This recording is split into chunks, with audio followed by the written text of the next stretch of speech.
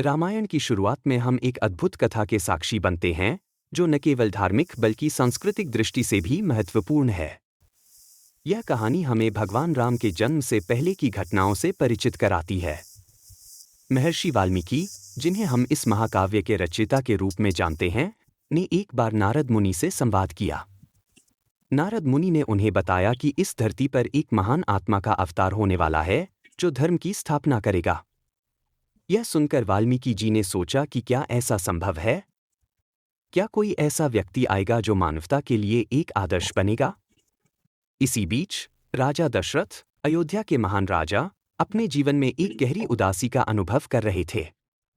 उनकी 3 रानियां थीं, लेकिन कोई भी संतान नहीं थी। राजा दशरथ का दुख इतना गहरा था कि उन्होंने यज्ञ करने का निर्णय लिया। उन्होंने अग्निदेव से प्रार्थना की और अग्निदेव ने उन्हें एक विशेष वरदान दिया। यह वरदान था एक अमृतमय खीर का, जिसे राजा ने अपनी रानियों को दिया। इस खीर का प्रभाव अद्भुत था। रानियां गर्भवती हुईं और इस प्रकार भगवान राम का जन्म हुआ। राम का जन्म एक दिव्य घटना थी, जो अयोध्या में खुशी और उल्लास का संचार कर गई।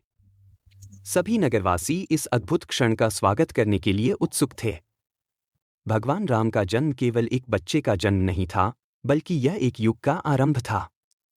उनके जन्म के साथ ही धरती पर धर्म और सत्य की पुनर्स्थापना की उम्मीद जगी। बालक राम की पहली यात्रा की शुरुआत के लिए हम तैयार हो रहे हैं। लेकिन इससे पहले हमें यह समझना होगा कि राम का जीवन केवल एक राजा का नहीं, बल्कि एक आदर्श मानव का जीवन है। उनकी शिक्षाएं, उनके मूल्य और उनके कार्य हमें सिखाते हैं कि कैसे एक सच्चे इंसान की तरह जीना चाहिए। इस प्रकार रामायण की यह कथा हमें प्रेरणा देती है और हमें यह सोचने पर मजबूर करती है कि हम अपने जीवन में राम के आदर्शों को कैसे अपनाएं।